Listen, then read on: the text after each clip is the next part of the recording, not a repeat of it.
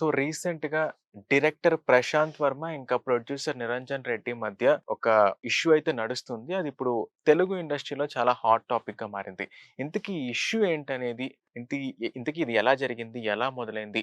పూర్తిగా దీని గురించి ఈ వీడియోలో మాట్లాడుకుందాం. సో అయితే మొదటగా మనం చూసుకున్నట్టయితే ప్రశాంత్ వర్మ సినిమాలేంటంటే చాలా ఫ్యాంటసీ డ్రామా, సై-ఫై, ఫ్యాంటసీ అంతా కలిపి ఆయన తీస్తా ఉంటారు. సో చాలా అద్భుతంగా ఉంటాయి ఆయన సినిమాలు. సో రీసెంట్‌గా ఆయన తీసిన 'హనుమాన్' మూవీ ఏవైతే ఉందో అది ఆయన 40,00,00,000 బడ్జెట్‌తో తీశారు. అంటే ప్రొడ్యూసర్ నిరంజన్ రెడ్డి ఆయన సొంత బ్యానర్‌లో, ప్రైమ్ షో ఎంటర్‌టైన్‌మెంట్ బ్యానర్‌లో 40,00,00,000 పెట్టి తీస్తే ఆ సినిమా ఏకంగా 300,00,00,000 దాకా కలెక్షన్స్ రాబట్టింది. అంటే ఈ మధ్య కాలంలో ఒక 2, 3 సంవత్సరాలుగా చూసుకుంటే పెద్ద పెద్ద కమర్షియల్ డైరెక్టర్స్ కూడా 100,00,00,000 బడ్జెట్‌తో సినిమాలు తీసిన బెడిసి కొడుతున్న రోజుల్లో కేవలం 40,00,00,000 బడ్జెట్, అది కూడా high VFX, high range VFX add చేసి 40,00,00,000 బడ్జెట్‌తో 300,00,00,000 రాబట్టం అనేది సాధారణ విషయం కాదు. ఆ క్రెడిట్ అనేది చాలా వరకు ప్రశాంత్ వర్మకే వెళ్తుంది. అయితే ఏంటంటే ఇంత లాభాలు తీసుకొచ్చిన తర్వాత ఆబ్వియస్‌లీ వాళ్ళిద్దరి మధ్య స్నేహం ఖచ్చితంగా కుదురుతుంది. అయితే ఇప్పుడు ఉన్న ఇష్యూ ఏంటంటే ఆయన ఆ ఇష్యూ గురించి తెలుగు ఫిల్మ్ ఛాంబర్‌లో కంప్లెయింట్ చేశారు. ముందు ఆయన ఏం చెప్తున్నారు, ఆయన సైడ్ ఏంటో మాట్లాడుకుందాం. దాని తర్వాత దానికి రిప్లైగా ప్రశాంత్ వర్మ ఏం చెప్పారో, అంటే లేఖ ద్వారా ఆయన రాశారు ఆయన రిప్లై. అది ఏం రాశారు, ఏం చెప్పారనేది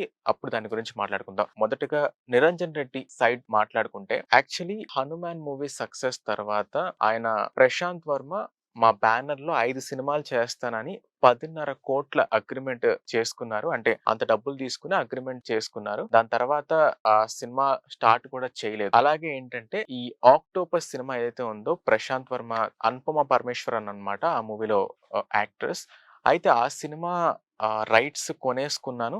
బట్ కాకపోతే ఇప్పటికి ఎన్ఓసి ఫార్మ్ ఇవ్వలేదు. అంటే ఎన్ఓసి అంటే నాన్ అబ్జెక్షన్ సర్టిఫికేట్, ఇది ఇవ్వలేదు. అట్ ద సేమ్ టైమ్ ఏంటంటే 'అధీరా' సినిమా స్టార్ట్ చేస్తా అని ₹1,00,00,000 అడ్వాన్స్ తీసుకొని ఆ సినిమా స్టార్ట్ చేయలేదు. మా బ్యానర్‌లో 5 సినిమాలు అంటే 'మహాకాళి', 'జై హనుమాన్', 'అధీరా', 'ఆక్టోపస్' ఈ సినిమాలన్నీ చేస్తా అని చెప్పి అన్నీ అనౌన్స్ చేసి వదిలేసారు. కానీ సినిమా చేయలేదు అని ఆయన ఈ విషయాలన్నీ ఫిల్మ్ ఛాంబర్‌లో కంప్లెయింట్ ఇచ్చారు. పైగా ఏంటంటే లాస్ ఆఫ్ బిజినెస్ ఆపర్చునిటీస్ కింద ఆయనే ప్రశాంత్ వర్మ దగ్గర నుండి 200,00,00,000 పెనాల్టీగా డిమాండ్ చేస్తున్నారు. ఎందుకంటే ఆయన ప్రశాంత్ వర్మ వల్ల చాలా లాస్ అయ్యాను. సో కాబట్టి 200,00,00,000 ఖచ్చితంగా ఇవ్వాలి అని ఆయన డిమాండ్ చేస్తున్నారు. సరే ఇదంతా ఆయన సైడ్. ఇప్పుడు ప్రశాంత్ వర్మ సైడ్ నుంచి మాట్లాడుకుంటే ప్రశాంత్ వర్మ ఆయన లేఖ ద్వారా ఫిల్మ్ ఛాంబర్‌కి ఇచ్చారనమాట. ఆయనేం చెప్తున్నారంటే, నాకు మొత్తం వచ్చింది అంటే 'హనుమాన్' సక్సెస్ తర్వాత నాకొచ్చిన షేరు 15,00,00,000. అది కూడా నాకు పూర్తిగా రాలేదు. అది వాళ్ళేం చేశారంటే నాకు పూర్తిగా రాకుండా ఆ డబ్బులన్నీ సంబరాల ఏటిగట్టు ఈ సినిమాలన్నిటికి డైవర్ట్ చేశారు. అంటే ఆ ప్రైమ్ షో ఎంటర్‌టైన్‌మెంట్‌లో చేస్తున్న కొన్ని సినిమాలు ఏవైతే ఉన్నాయో వాటికి డైవర్ట్ చేశారు. నాకింకా ఆ డబ్బులివ్వలేదు. ఇంకోటేంటంటే 'అధీరా' సినిమా ఆ ₹1,00,00,000 అనేవి ఓన్లీ ట్రైలర్ డైరెక్ట్ చేసినందుకు. అంతేగాని కంప్లీట్ రెమ్యూనరేషన్ కాదు అని ఆయన చెప్పడం జరిగింది.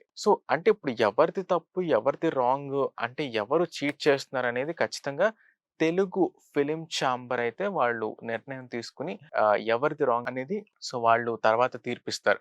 బట్ ఏదేమైనా సరే ఇదొక హీట్ డిస్కషన్ లానే ఉంది.